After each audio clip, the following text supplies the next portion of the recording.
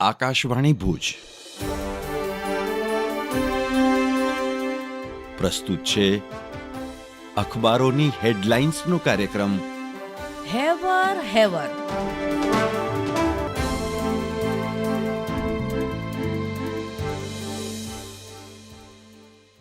નમસ્કાર, હું કેવિન સોની. કચ્છ મિત્રના પહેલા પાને સહ તસવીર અહેવાલ છે. સિંહની વસ્તી ગણતરી થશે, ડોલ્ફિનના સંરક્ષણનો નિરાધાર. ડોલ્ફિનના સંરક્ષણ પર જાગૃતિ લાવવાના મહત્વ પર પણ ભાર મૂકતા વડાપ્રધાન. ગીર રાષ્ટ્રીય ઉદ્યાનની મુલાકાત લઈને નેશનલ બોર્ડ ફોર વાઇલ્ડ લાઇફની 7મી બેઠકની અધ્યક્ષતા કરી.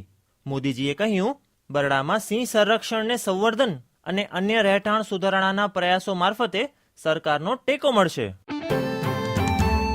કચ્છ મિત્રના છેલ્લા પાને ગિરીશ જોશીનો અહેવાલ છે. કચ્છની 636 ગ્રામ પંચાયતમાં મિલકતોની આકારણી ચોંકાવનારી. રાજાશાહી વખતથી વિડલોપાર્જિત મિલકતોમાં વારસદારોના નામ દાખલ થયા નથી ને હવે નવા કયા નામે પ્રોપર્ટી કાર્ડ બનાવવા તેની સામે પ્રશ્નાર્થ. કચ્છ મિત્રના અંદરના પાને બીજી એક હેડલાઇન છે. 1 એપ્રિલથી નર્મદા કેનાલ 2 મહિના બંધ. રાપર સહિત અનેક ગામોમાં પેયજળ સમસ્યા સર્જાવા વકી.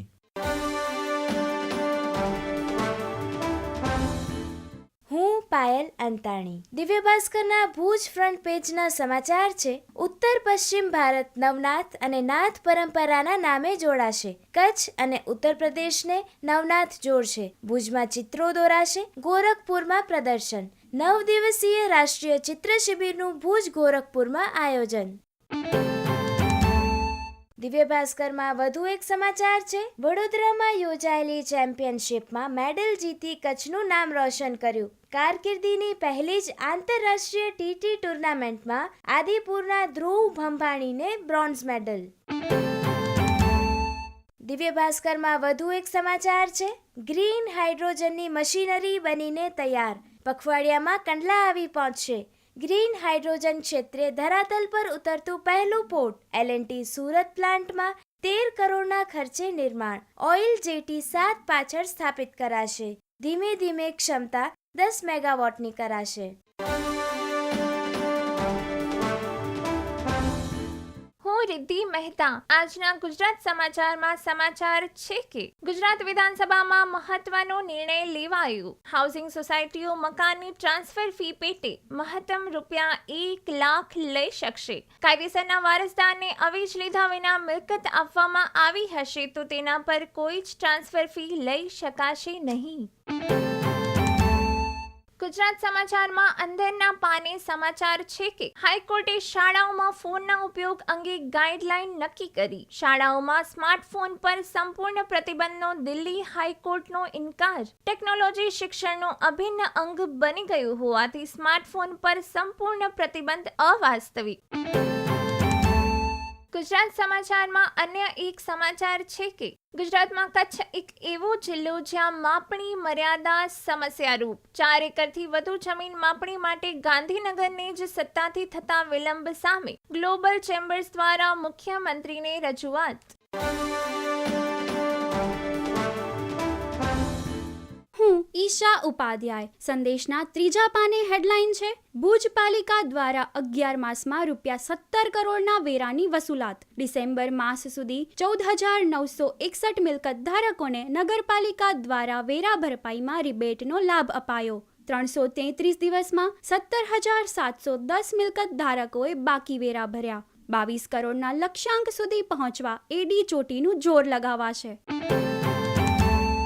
સંદેશમાં વધુ એક હેડલાઇન છે. અંજાર એરિયા ડેવલપમેન્ટ ઓથોરિટી વિસ્તારમાં મંજૂરી વિના જ બાંધકામો. આડેધડ બાંધકામો સામે પગલાં ભરવામાં પીછેહટ. નકશા પાસ કર્યા વગર બાંધકામ મુદ્દે માત્ર નોટિસ આપીને જ સંતોષ મનાયો. સંદેશમાં નેશનલ ઇન્ટરનેશનલ પેજ પર વધુ એક સમાચાર. પીએમના 2 લક્ષ્ય. દેશ ત્રીજું સૌથી મોટું અર્થતંત્ર અને વિકસિત રાષ્ટ્ર બને. ગૃહપ્રધાને દિલ્હીમાં ડેરી સેક્ટર અંગેના વર્કશોપનું ઉદ્ઘાટન કર્યું. ગ્રામીણ અને ભૂમિહીન ખેડૂતોના ઉત્થાનમાં ડેરી ઉદ્યોગની મહત્વની ભૂમિકા.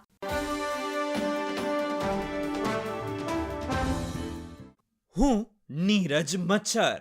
ન્યૂઝીલેન્ડના બેટર્સને હંફાવનારો ધુરંધર ખેલાડી એટલે વરુણ ચક્રવર્તી. વેબ દુનિયા ગુજરાતીનો અહેવાલ. ભારતીય ક્રિકેટ ટીમના પ્રતિભાશાળી સ્પિનર વરુણ ચક્રવર્તીએ ચેમ્પિયન્સ ટ્રોફી 2025માં ન્યૂઝીલેન્ડ સામે રમાયેલ લીગ ચરણના અંતિમ મુકાબલામાં શાનદાર પ્રદર્શન કર્યું. પોતાની ઘાતક બોલિંગથી તેણે 5 વિકેટ લીધી, જે તેની ઓડીઆઈ કેરિયરમાં પહેલીવાર. વરુણની ઉત્તમ બોલિંગને કારણે ભારતે 44 રનથી જીત મેળવી અને સેમીફાઇનલમાં પ્રવેશ કર્યો. ભારતની જીત બાદ સોશિયલ મીડિયા પર તેની ચર્ચા વધી. આ પ્રદર્શનથી ફરી એક વખત સાબિત થયું કે ભારતીય ક્રિકેટમાં વરુણ ચક્રવર્તી કેટલો મહત્વપૂર્ણ ખેલાડી.